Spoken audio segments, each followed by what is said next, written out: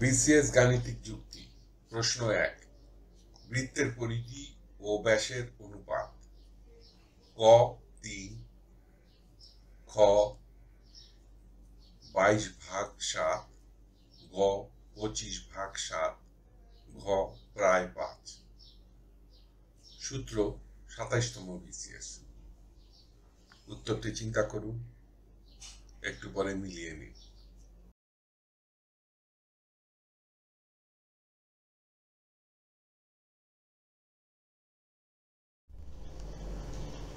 সঠিক উত্তর খ 22/7।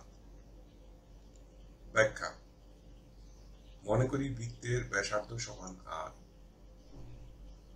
সেক্ষেত্রে বৃত্তের পরিধি সমান 2πr এবং বৃত্তের ব্যাস সমান 2r। সুতরাং পরিধি ও ব্যাস এর অনুপাত সমান পরিধি ভাগ ব্যাস সমান 2πr ভাগ 2r সমান পাই সমান 22/7, যেটা আমরা জানি পাই মান 5/7। উত্তর খ 22/7।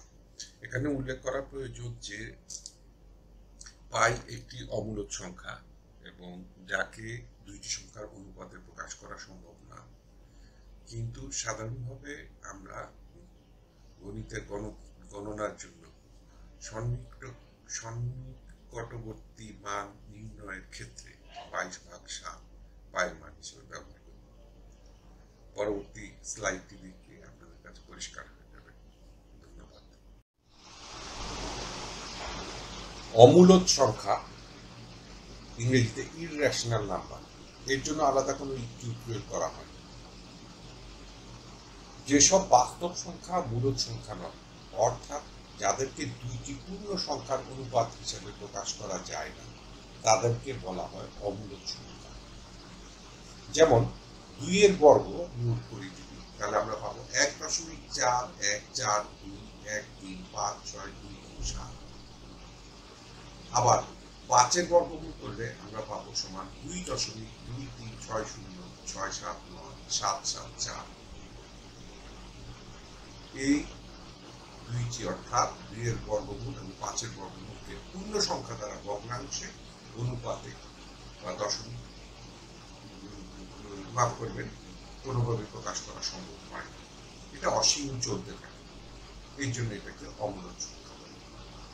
এছাড়া সকল ট্রান্সডেন্টাল বা তুরীয় সংখ্যা, যা আমরা সাধারণত পাই ব্যবহার করে থাকি, তার মান 3.14285714। যদিও পাইকে সন্নিকটবর্তী মানের জন্য 22/7 হিসাবে বিভিন্ন সময় আমরা গাণিতিক গণনার জন্য ব্যবহার করি, কিন্তু তারপরেও এটি একটি আসলে অমূলদ সংখ্যা। টিউটোরিয়াল দেখার জন্য আপনাকে ধন্যবাদ। আপনার যদি কোনো প্রশ্ন থাকে তবে আমাদেরকে rhkstorecouk@gmail.com ইমেইল করুন বা মন্তব্য বিভাগে লিখুন। আমাদেরকে অনুপ্রাণিত করার জন্য সাবস্ক্রাইব করুন, থামস আপ দিন বা লাইক দিন, আপনার বন্ধুদের সাথে শেয়ার করুন এবং নতুন টিউটোরিয়াল পেতে বেল আইকন টিপতে ভুলবেন না।